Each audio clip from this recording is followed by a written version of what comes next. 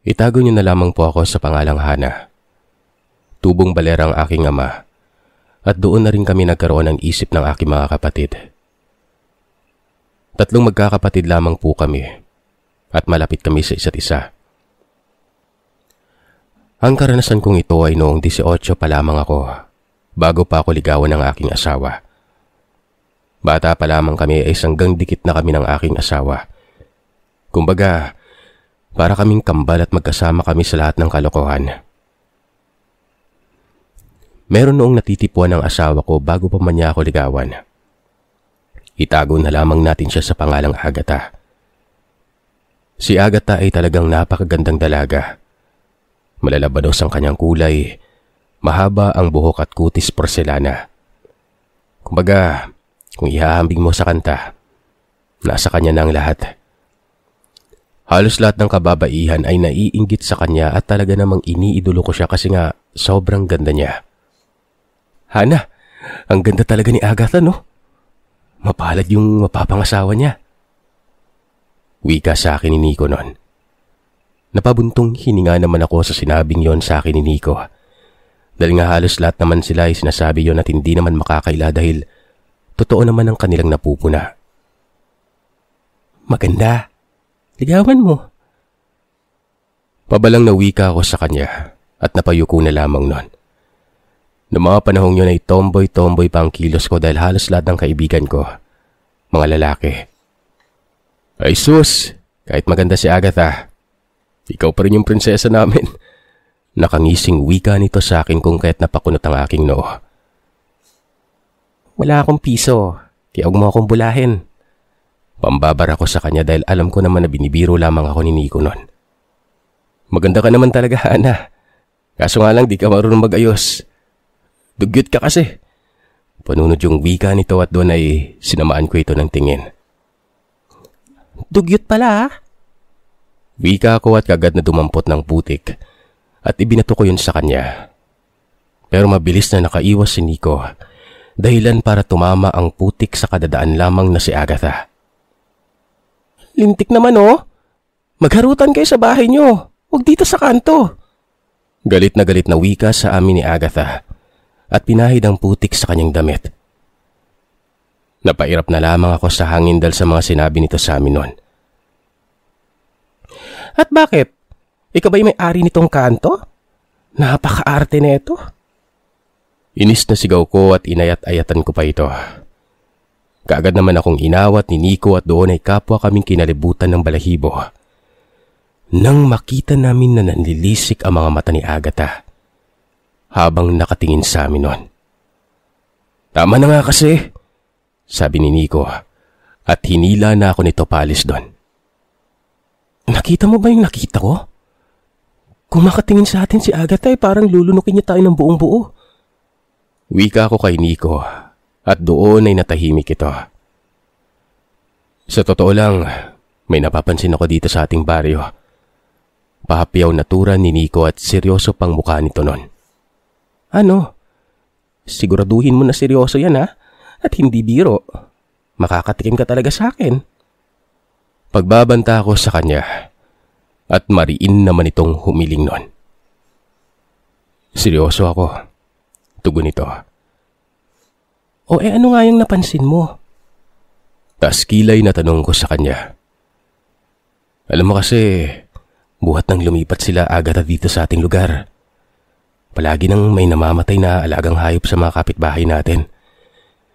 Hindi naman sa pagbibintang pero napansin ko lang. Wika nito at napagtanto ko na meron namang punto si Nico sa kanyang sinabi. Oo nga no. Pero bawal mang bintang, Nico. Lalo na kapag wala kang pruweba. Sagot ko sa kanya at napatangu-tangu lamang si Nico sa sinabi ko. Matapos ang pag-uusap namin na yun ni Nico, ay umuwi na rin ako sa aming bahay at doon ay naabutan ko si mama na nagsasaing nun. O Hana, andiyan ka na pala. Saan ka ba't nagpupunta at magagabi na? Ngayon ka lang umuwi. Wika sa akin ni mama at nanermon na naman ito sa akin nun.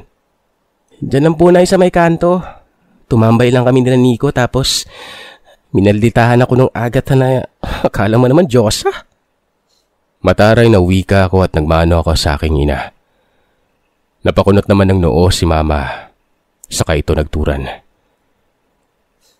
Di ba hinahangaan mo yon? Bakit parang umiba yung ihip ng hangin?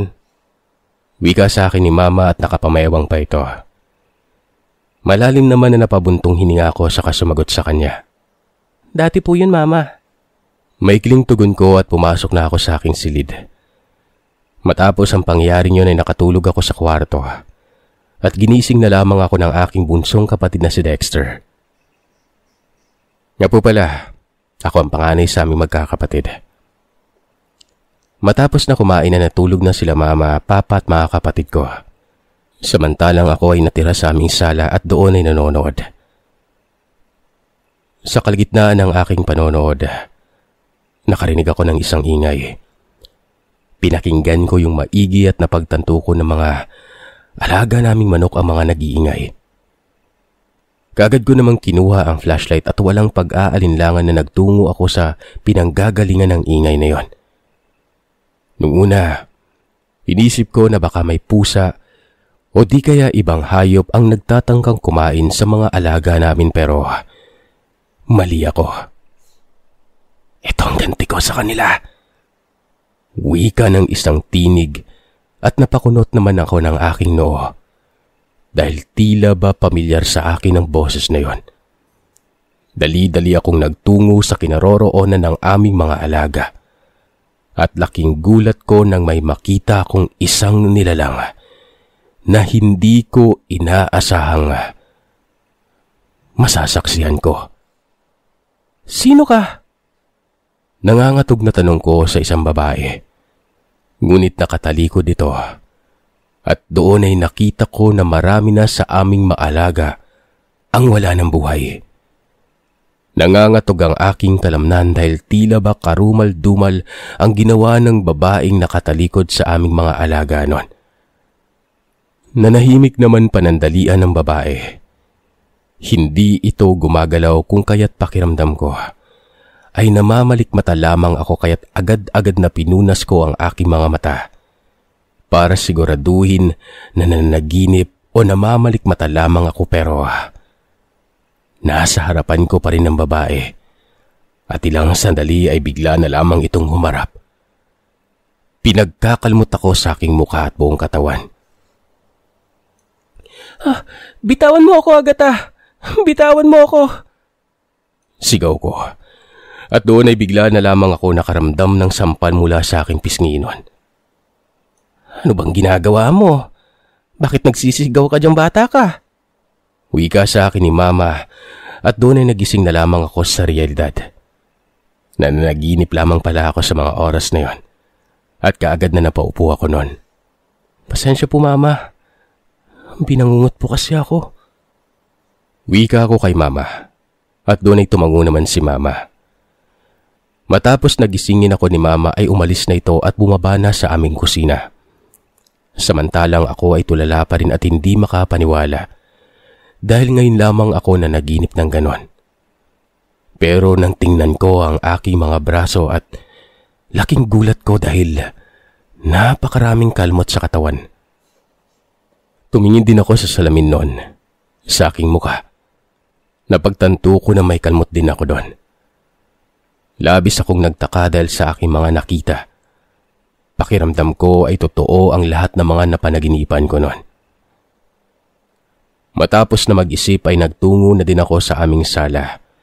At doon ay nakita ko ang dalawa kong kapatid na tila ba nagtataka sa mga kalmot sa aking mukha katawan. Ate, bakit napakarami mong kalmot sa mukha at katawan mo? Tanong sa akin ni Dexter. At doon ay napansin na rin ng aking kapatid na si Ana ang mga galos sa katawan ko at maging sa mukha. Oo nga no? Ang dami-dami naman yan ate. Pati sa katawan at mukha mo. Ano bang nangyari sa'yo? May kaaway ka ba? Takang tanong ni Ana sa akin noon.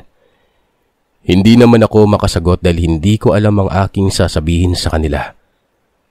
Hindi ko alam kung paano ko ikikwento ang aking mga napanaginipan. at kung paano naging totoo ang mga kalmot na aking natamo. Sa kalagitnaan ng aming pag-uusap ng aking mga kapatid, bigla na lamang sumulpot si Mama. Paano ba namang napakahaba ng kuko niyang ate nyo? Tingnan nyo oh, napakadumi pa, parang hindi babae. Kanina binabangungot yan, kalmot ng kalmot sa kanyang katawan, tsaka sa muka. Ayan tuloy, sugat-sugat na. Wika ni Mama at doon ko lamang napagtanto na ako din pala ang may gawa ng mga sugat sa aking katawan pero bakit tila ba totoo ang aking napanaginipan nun? At sa dinami-rami ba naman ang pwedeng mapanaginipan? Bakit si Agatha pa? Ibig niyo po bang sabihin, Mama, ako ang may gawa nito sa aking sarili? Nagtatakang tanong ko sa aking ina at hindi pa rin ako naniniwala na ako ang may gawa nito sa sarili ko. Mabilis namang tumango si Mama at saka sinagot ang aking tanong. Abay, sino pa bang gagawa nun sa'yo? Alangan naman ako ang mga kapatid mo ikaw lang namang mag-isa sa kwarto mo. Tsaka may narinig ba kayo kagabi? Yung mga sisiw natin halos lahat patay na. Hindi man lang ba kayo nagising sa ingay ng mga ito kaya, ay nako kayo talaga, mga tulog mantika. Wika ni Mama. At doon na rumihistro sa aking isipan ang aking mga napanaginipan. Doon ay lakas loob kong ikinuwento ang mga nangyari sa aking panaginip. Nagtayuan ng mga balahibo namin dahil tila ba ang aking panaginip ay totoo. Ate, kung totoo man yun, paano ka nakabalik dito sa kwarto mo? Tsaka, sigurado ka po ba na si Ate Agatha yung nakita mo sa panaginip mo? Isa pa, napakaganda ni Ate Agatha Iling-iling na wika ni Dexter at sinagot naman ito kagad ng kapatid namin na si Ana. Ay sos, porkit maganda, hindi na makakagawa na masama. Taas kilay na tura ni Ana at tahimik naman kami sa kanyang sinabi. Kung si Agatha nga may gawa niyan, bakit naman niya gagawin sa atin yun? Bakit ka niya sasaktan? At isa pa, anong motibo niya? Anong rason para gawin yung bagay na yon? Takang tanong na wika sa akin ni Mama. At doon ay napaisip na lamang ako. Matapos sabihin ni Mama ang salitang yon, ay doon ay naalala ko ang aking nagawa kay Agatha nung nakaraan. Ma, di ba sabi ko sa'yo kahapon, ayoko na kay Agatha?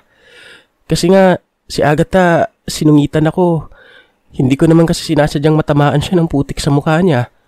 Tapos bigla ba naman niya kaming tiningnan ni Nico ng masama? Hindi ko alam kung pagbabanta ba yun o tinatakot niya lang kami. Wika ko kay Mama. At doon ay nagtatinginan kaming magkakapatid. Naalala niyo po ba si Lawrence yung maniligaw noon ni Ate Agatha? Kaso biglang nawala yun, di ba? Kasi binastos nito si Ate Agatha. Natatandaan niyo po ba siya? Tanong bigla ni Dexter at doon ay natahimik kami. Muling bumalik sa aming alaala ang nangyari nun. Oo naman, sino ba namang makakalimot doon? Di ba nga tayo mismo yung nakakita sa katawan nun? Wala nang laman loob sa may palayan. Tsaka isa pa, naging kaibigan ko rin naman yun. Bakit kaya nangyari yun sa kanya pero hindi man lang inimbestigahan yung nangyari, no? Sagot ni Ana. At napaisip kami magkakapatid sa aming napagbulay-bulayan. Ay nako, masama ang magbintang ha. Tigil-tigilan niyo iyan. Sige na't mag-agahan na tayo at ikaw Hana. Kanina ka pa hinahanap ng mga kaibigan mo. Lalo na ni Nico, may gagawin daw kayo. Wika ni Mama at doon ay naalala ko ang pag-uusap namin. Dali-dali akong kumain at pagkatapos ay mabilis akong lumabas ng bahay. At nakita ko naman si Nico na naghihintay sa aming tambayan. Oh, anong nangyari sa'yo? Bakit puro kalmot ka? Bungad na tanong niya sa akin. Hindi ko na ikinuwento pa kay Nico ang aking panaginip dahil baka pagtawanan lamang ako nito. At isipin na nababaliw lamang ako dahil sa kakaisip kay Agatha. Wala sikreto yon. Hindi ko rin masabi sa'yo. Sagot ko. At nagtaas naman ang kilay nito dahil sa aking sagot. Sikreto? Nagsisikreto ka na sa akin ha. Ano nga yun? Sabihin mo na. Wika sa akin ni Nico at pinipilit pa nito na magsabi ako ng totoo. Ayoko. Pagtatawan mo lamang ako eh. Isa pa, ayoko nga baka isipin mo baliw ako at gumagawa na ng kwento. Wika ko at doon ay mabilis na inakbayan ako ng aking kaibigan. Ay nako, sabihin mo na sa akin. Kahit ano pa yung kwento mo. Tanggap kita. Wika sa akin ni Nico at tila ba nanunod yun na naman ito sa akin. Ay nako, ewan ko sa'yo. Huwag mong sirain yung umaga ko. Sira na nga kagabi, pati ba naman ngayon sisirain mo? Pagtataray na wika ko sa aking kaibigan at doon ay humagalpak ito ng tawa. Hoy, hindi bagay sa'yo yung magtaray ah. Wika ni Nico at pinitik pang noo ko nun. Ay naku Nico, tigilan mo nga ako. Wika ko at hinablot-hablot ko ang braso nito. Pinalo-palo. Bigla namang dumaan sa aming harapan si Agatha. Ngumiti ito sa akin at tila ba nakakapanibago. O nga pala, pinapasabi pala ni Agatha. Pasensya na daw dahil sinamaan niya tayo ng tingin kahapon. Wika sa akin ni Nico at doon ay para bang nakonsensya ako sa aking mga iniisip sa kanya. Lalo pa't ngumiti ito sa akin. Totoo? Sinabi niya yon? Tanong ko kay Nico. Oo, yun ang sinabi niya sa akin. Parang natakot ka daw ata niya eh. Tsaka sumama lang daw talaga yung loob niya kahapon. Hindi ka man lang daw humingi ng pasensya sa kanya. Kasalanan mo naman kasi kung bakit mo siya tinamaan eh. Hindi ka man lang humingi ng pasensya. Wika sa akin ni Nico at doon ay napairap na lamang ako sa hangin. Tsaka sinagot ang kanyang sambit. Bigla na lang kasi siyang nagtataray eh. Kung hindi niya ako tinarayan, di sana hindi ko din siya tinarayan ng ganon. Tumawa naman si Nico sa sinabi ko. Ay nako, hindi talaga bagay sa iyo magtaray para kang tomboy na ewan. Wika sa akin ni Nico. Natatawa pa ito sa kanyang mga binitawang salita. Doon ay hinampas ko ito sa kanyang braso saka nagsalita. Ewan ko sa'yo, nakakainis ka. Piko na wika ko at palis na sana ako nang biglang makasalubong ko si Agatha. Napakamot naman ako sa aking ulo dahil kanina lamang ay nakita ko na umalis ito pero ngayon ay nakasalubong ko na. Sorry nga pala kahapon. Hindi ko naman sinasadyang tarayan ka, Ana. Nainis kasi ako sa'yo imbis na humingi ka ng tawad sa akin ay tinarayan mo pa ako. Paghingi ng tawad na wika sa akin ni Agatha. Napakunot naman ang aking noo dahil hindi man lamang ito makatingin ng diretso sa aking mga mata. Nakayuko lamang ito habang sinasambit ang mga katagang yon. Humihingi ka ba talaga ng pasensya? O galing lamang sa ilong mo yan? Taas kilay na tanong ko sa kanya. At doon ay sinseridad itong tumingin sa akin pero hindi pa rin tumitingin ng diretso sa aking mga mata. Pasensya ka na ha. Hindi kasi talaga ako sanay na nakikipag-usap sa mga babae. Tsaka sa mga tao na alam mo na, madalang lang kasi talaga akong lumabas ng bahay. Tapos ganun pa yung nangyari. Paliwanag ni Agatha. Napabuntong hininga na lamang ako. Inunaawa ko na lamang at hindi na nagtaray pa. O sige na, ayos na yon. Tipid na wika ko at doon ay tumango naman ito. Napansin naman ni Agatha ang mga kalmot at galos sa aking mukha at katawan. Anong nangyari sa'yo? Parang kalmot yan ng kung anong nilalang ah. Wika sa akin ni Agatha. Napakunot naman ako ng noo. Paano mo nalaman? Takang tanong ko at nagmamadaling umalis naman si Agatha nang hindi man lamang sinasagot ang aking tanong nun. Minsan talaga ang weirdo ni Agatha, no? Bulong na wika sa akin ni Nico. Sumang-ayon naman ako sa sinabi niya. Sinabi mo pa, o ano, tuloy ba tayo mamaya? Sabay na tayong pumunta doon sa bakanting lote. Ang saya kayo magtagu-taguan doon. Wika ko kay Nico. Natawa naman ito sa aking sinambit. Tagu-taguan ka dyan. Tanda-tandaan na natin, tagu-taguan pa rin nasa isip mo. Isip bata ka talagang babae ka. Hindi naman tayo pupunta doon para maglaro eh. Pupunta tayo dun para... Hindi na naituloy pa ni Nico ang kanyang sasabihin nang biglang dumating ang bunso kong kapatid na si Dexter. Ate, lagot ka kay mama. Bakit daw pupunta kayo sa bakanting lote alam mo naman daw na delikado doon. Madalas na doon tinatapon yung mga nawawalang mga tao at hayop dito sa baryo.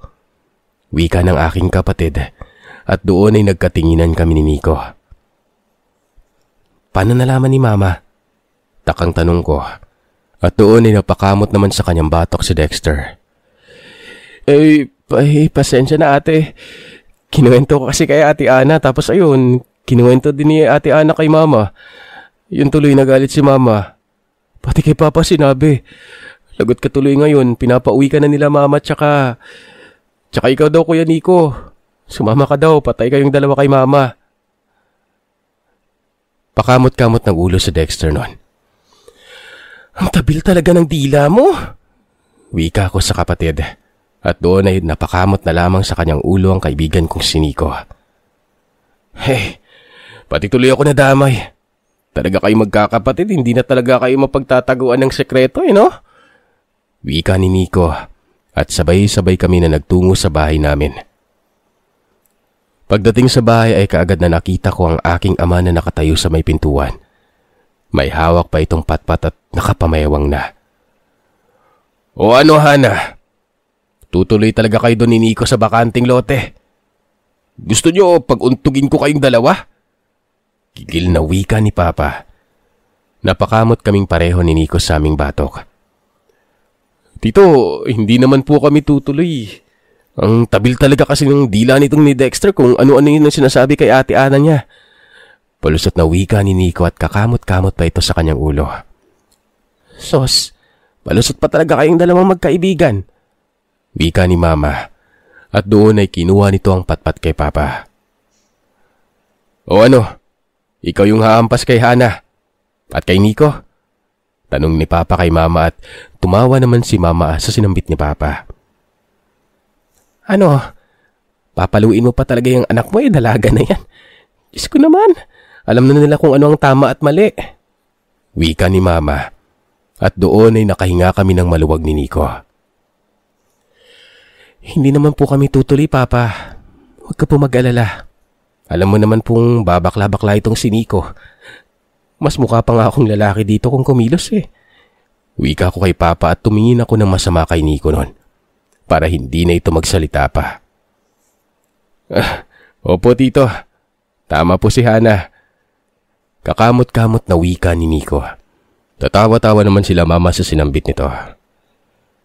Matapos ang pangyayaring yon ay hindi na nga kami natuloy pa ni Nico na magtungo sa bakanting lote pero pagsapit ng gabi, katulad ng kagabi ay hindi pa rin ako makatulog. Kaya kagad ako nagtungo sa labas ng bahay para magmuni-muni pero bigla na lamang akong nakakita ng isang malaking pusa patungo sa kulungan ng aming mga alagang sisiw. Doon ay kaagad ko naginising ang aking kapatid na si Dexter. Sinamahan naman ako nito patungo sa aming mga alaga. At doon ay nakakita kami ng isang nilalang na nakatayo at binubuksan ang kulungan ng aming sisiw. Hoy! Sino ka? Magnanakaw ka Sigaw na wika ni Dexter. At doon ay bigla na lamang mabilis na tumakbo ang nilalang na yon.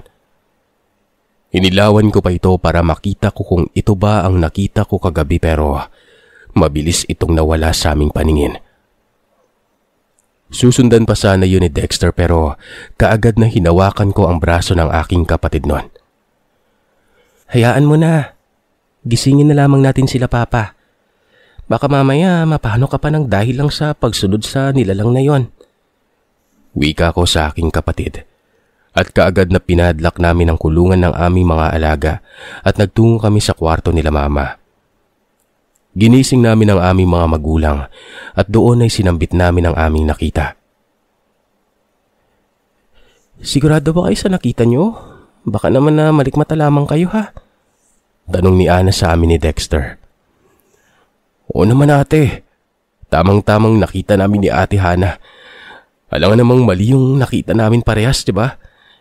Tsaka Tsaka magsasabi ba kami ng ganun kung hindi naman namin nakita? Wika naman at pangangatwiran ni Dexter sa kapatid ko. Oo, Ana. Nakita namin ni Dexter kaso biglang nawala. Wika ko sa kanila at doon ay napakamot sa kanyang ulo si Ana. Dapat ginising niyo ako kanina para nakita ko rin. Wika ni Ana at natawa naman si Dexter. Tulog mantika ka kasi kaya lagi kang walang alam, Ate Ana. Wika ni Dexter. Pinatukan naman ito ni Ana. Ay nako, magbiro ka na sa laseng. Wag lang sa bagong gising, Dexter. Pikon na wika ni Ana sa aming bunsong kapatid nun. Nagtawanan naman kami nila mama at doon ay bumalik na kami sa aming pagtulog. Kinabukasan, nagising na lamang kami sa galit na sigaw ni Papa. Malaman ko lang talaga kung sinong kumakain ng mga alaga kong sisiw. Makakatikim sa akin talaga. Galit na sigaw ni Papa habang hawak-hawak ang kanyang sundang at hinahasa niya pa ito. Nagkatinginan naman kaming tatlong magkakapatid sa mga binitawang salita ni Papa. Kinilabutan kami nang makita namin ang kalunos-lunos na sinapit na mga alaga naming hayop. Grabe! Ano bang kumain dyan? Bakit pugot-pugot yung ulo ng mga sisiw? Tsaka ng mga manok? Naku, nakakadiri! Wika ni Dexter. Sinamaan naman namin ito ng tingin. Tiring-diri lang? Bakla ka ba? Wika ni Ana sa aming kapatid at doon ay napiko naman si Dexter. Ikaw talaga, Ate Ana. Pag ikaw na naman sinimulan ko, tingnan mo. Magsusumbong ka na naman kila Mama at Papa. Wika naman ni Dexter. At doon ay inawat ko kagad ang dalawa kong kapatid nun. Ang tatanda niyo na, para pa rin kayong mga bata. Kung magtalo kayo parang aso at pusa. Bigyan ko kayo ng kutsilyo dyan Wika ko sa kanila. At doon ay nanahimik naman ang mga ito. Nakita naman kami ni Mama at tinawag nun. Oh, pumesto na kayo dito at mag-almusal na. Tama na ang bangayan. Wika ni Mama at doon ay napaupo na kami. Ano po kaya nangyari sa mga alaga nating hayop? Bakit ganun yung mga nangyari doon? Pugot-pugot yung ulo tapos yung iba, labas yung laman loob. Tanong ni Ana sa aming mama. Hindi ko rin alam dahil tulog nga ako kagabi, diba? Nagulat na lamang kami nitong papa mo ganun na ang nangyari sa mga alaga natin.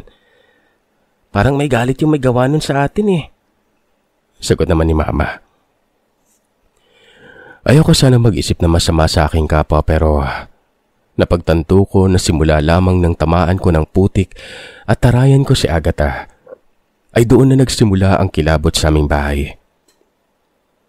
Hindi ko naman masabi-sabi ang aking hinala sa aking mga magulang dahil wala naman akong pruweba. Lalo pa ako lamang ang nakakita kay Agatha noong unang gabi itong sumalakay sa amin.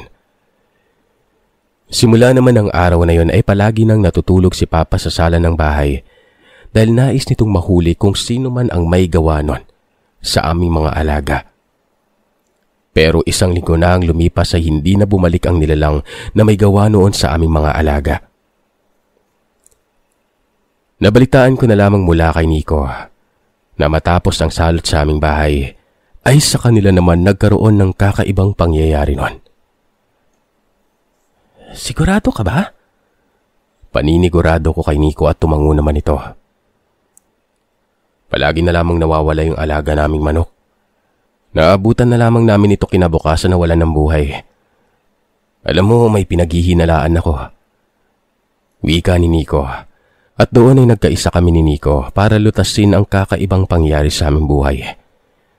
Naganda kaming dalawa ni Nico at hindi namin ipinaalam kanino man ang aming balak. Yun ay tugisin kung sino man ang may gawa nun sa amin. Isang gabi, habang abala kami ni Nico sa pagkikwentuhan kung paano namin sisimulan ang aming plano, ay bigla na lamang naming nakita si Agatha. Kasama nito ang kanyang ina at tila ba nag-aaway at nagtatalo silang mag-ina nun. Dahil nga sa kuryosidad at naawa din kami dahil na umiiyak si Agatha, nilapitan namin ito. Anong nangyari, Agatha? Tanong ni Nico sa kanya. Pero kinilabutan kami nang makita namin na napakahaba ng kuko ni Agatha. Namumula ang mga mata nito. Tila ba kakaibang Agatha ang nakita namin. Mabilis naman na itinulak kaming dalawa ni Agatha at mabilis itong umalis sa aming kinaroroonan. Samantala ang ina naman nito ay tumawa lamang at sinundan ng kanyang anak. Doon ay para kaming nagtaka ni Nico. At simula nga ng araw na yun ay napagpasyan namin na sundan ang magandang si Agatha. Kahit saan ito magtungo. Palagi kaming nakasunod ni Nico at inaalam ang lahat ng kanyang ginagawa. Isang gabi, nanatili kaming dalawa ni Nico sa bahay-bahayan na aming ginawa para tuklasin ang mga kakaibang pangyayari noon. Hanggang sa nakita namin si Agatha na huminto sa isang kubo at doon ay nagpahid ito ng langis sa kanyang buong katawan. Ano kayang Hindi ko na naituloy pa ang aking sasabihin dahil sa aming nakita. Nanlaki ang mga mata naming dalawa ni Nico nang masilayan namin kung paano mahati ang katawan ni Agatha at lumabas ang pakpak nito sa kanyang likuran.